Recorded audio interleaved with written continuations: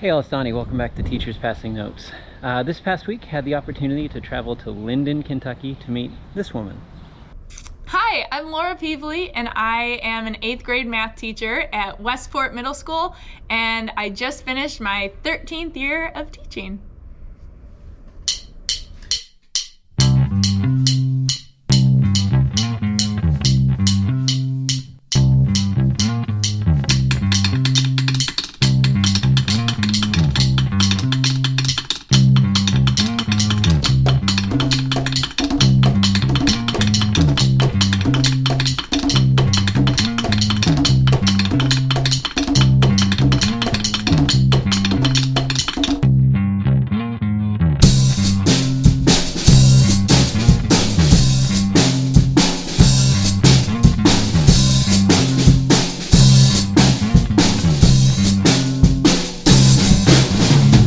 So Laura is the 2021 Kentucky Middle School Teacher of the Year.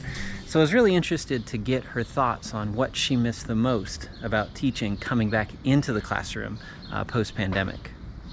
Connection, like that communication, that relationship, and that ability for the student to actually thrive in the classroom. Yeah. Because so much of how they perform in the classroom doesn't depend on what goes on in the classroom.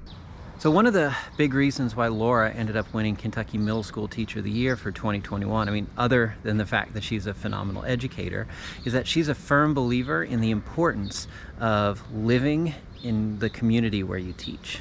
The pandemic was just a really weird season, but it also led to me sitting on my porch a lot more. Yeah, that's true. Yeah. And seeing them walk by a lot more. Yeah. And just being able to continue that relationship, and being like, hey, are you going to school? Are you going back into school? What are your grades like? Or, hey, I noticed on our attendance sheet that you didn't go to school last week. Yeah. What do you need to get caught up? How can I help you? But when we came back that first day, I was like, I'm taking advantage of every single second I get with them. I spent time with them before school in the gym, after school in the cafeteria. I'm like, I get to see your face. I'm not stopping to stare at it. This is my You're moment. not just on a tiny screen.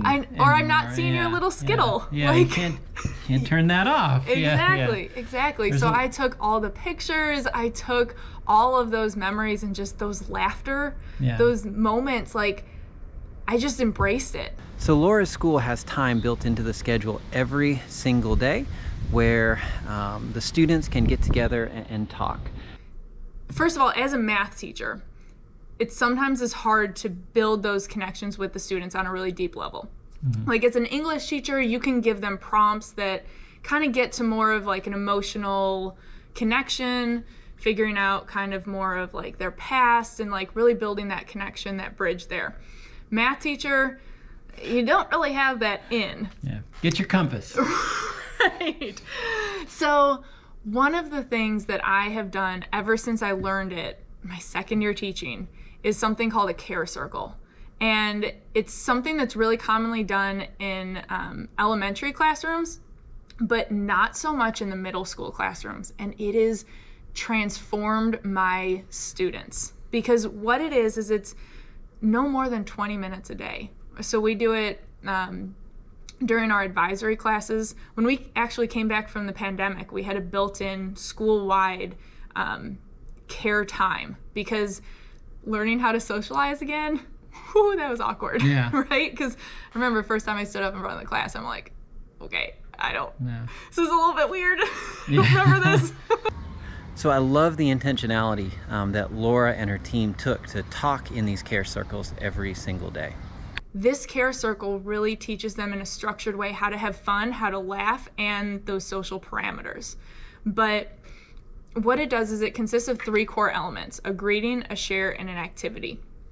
And if there isn't a pandemic, you're sitting in a circle, and everybody greets each other. So everybody feels noticed. You have that eye contact. You have that connection with each other, and nobody's ignored. Because I think we'd all be surprised at how many people are actually, how long people go into the day without being recognized personally, especially at the middle school. when they're shuffled between classes and they're just kind of as a group.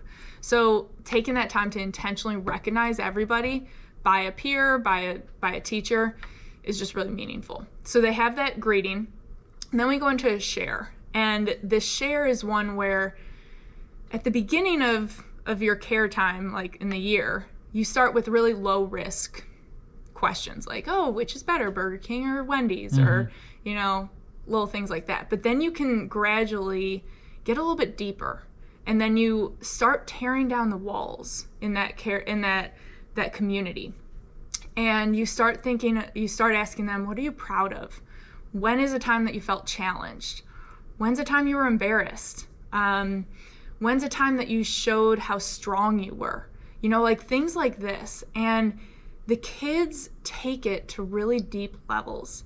I love the intentional element that goes along with care circles. And so they're learning about each other and learning, hey, I have that connection, you know, or hey, I dealt with that when I was growing up, or I hurt in that way too. But I've never talked to that person, but I can learn from them. And the kids feel like they have someone to talk to. They feel like they have those cheerleaders for those really rough times. And they have places that they can go for advice too. And then our third, which is typically the student's favorite, is the activity. So it's a game. And it's typically gets a little loud, but they're running around, they're laughing, and they're having fun in a really random way. Sometimes it'll be how long you can keep a balloon in the air. Sometimes it'll be switching seats without the person in the middle catching the seat. You know, like really kind of goofy ones, but so much fun. So the kids are laughing, they're learning about each other, and they're feeling noticed every single day. There's a great internet web series called The Fun Theory, and it's all about just how fun makes things better. I've put a link in the description to some of their videos. If you've never seen them before, I definitely encourage you to check it out. And then what I love to do is I love to transfer that ownership to the students. So I have what's called a care planning sheet. So inventive. Yeah. And they get to lead their own care circles. So, cool. So every student, I go through and I have each student leading it, but then they choose whoever they want to lead with them. So it's not just them, so they don't feel like they're like stuck or whatever, but then they plan it for the next day.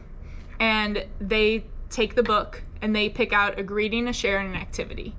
And so they plan it out in advance and they say, okay, so good morning, like today's greeting is this, and then they structure it and they run it all themselves. And so it gives them more voice, more ownership, and I can still step in, but I'm a participant. Yeah. So it really helps them feel kind of that power. All right, well, if you had any doubts about why Laura was selected as the 2021 Kentucky Middle School Teacher of the Year, pretty sure you just got your answer. You know, one of the most important things that we can do as teachers is to give our students time and space each and every day to lead, but to also share their voice to the conversation. And through Laura's care circles, her class does that. All right, so my students told me to tell you to mash that bell and hit that subscribe button here at the end of this episode of Teachers Passing Notes. Feel free to share this video out with a colleague, and look forward to next week sharing some more notes your way. Bye. And they immediately are like, no, okay, wait, he got it. He got it. Go get it. Hang on.